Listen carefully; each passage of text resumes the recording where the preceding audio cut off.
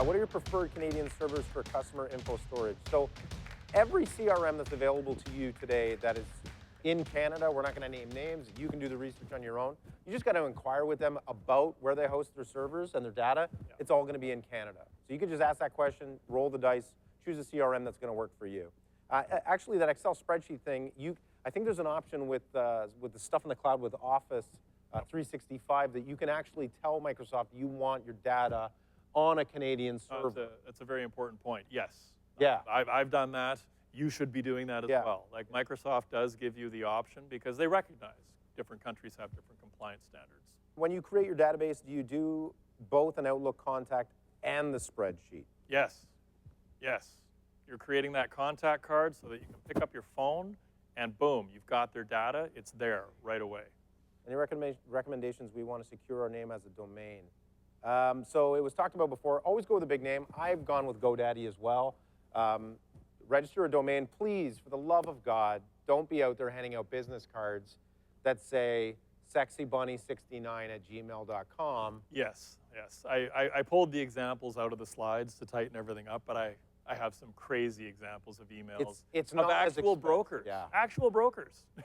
Johnny sells real estate like no one else.com. I think the best one was andyishotmail@hotmail.com.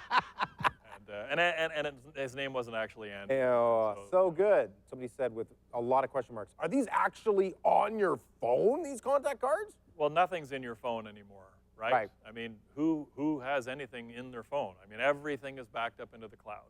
Everything. So if the phone falls into the lake, doesn't matter. How about a birthday phone call? Access some of your calls for the day. If no answer, leave a message. Yeah. I love the personal aspect. I think it also depends on the city, the market that you're in. If you're in Toronto, Vancouver, there's millions of people. Like, if you're in a smaller community, shout out Rainy River, Ontario. Like, if you're going to church with your clients, you're seeing them in grocery store, like maybe that handwritten card and personal phone call is what you should go for. Well, I'd back up the phone call concept. Like, yeah, I mean, and especially if that helps make your call target, if it's 20 calls a day, that's a big target. If you've got 2 or 3 birthdays you can phone, like, yeah, I mean, those are easy pickings. Who doesn't want to hear happy birthday on the other end of a phone? Stop calling me, click. Like, that's okay, that's what I'd do. But seriously, right? I mean, that's a safe phone call. I would say the happy birthday phone call is probably second in safety only to calling mom. I agree. Who doesn't want to hear a happy birthday? Yeah. And on this happy birthday piece, keep in mind 4 million Canadians live alone. 4 million Canadians live alone. Wow. And I guarantee in some cases, because I have one client who's verbalized it to me, I'm the only person who wishes her a happy birthday. Like, I'm stuck wishing her a happy birthday for the rest of my freaking life. Oh, that's sweet. You know, it is. And I phone that phone every year because, I mean.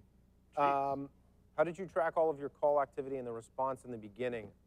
I'm going to just say keep it simple. Like, you can bring pieces of paper forward in a very easy systemized system for tracking your leads and calls, which I can explain on another day. But well, we're actually going to get into outbound calls, and we've got a couple documents and a tool and another Excel sheet, but just a super basic one, which includes taking the temperature.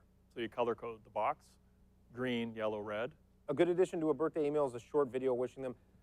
All of this stuff is really good personal touches when you're starting off in the business and you literally don't have that much going on in your day that you can do these things. So it's a good habit to get into. You got to know that you're going to get to a point where making 5, 10, 15, 20 bomb videos a day or a week, it's just going to start to really chip away. That email birthday from your CRM, I would 100% agree with Dustin on, and we disagree on a lot of stuff, but the birthday email, I'm telling you, if you don't do anything for the rest of this week, set up a birthday email auto drip in your CRM.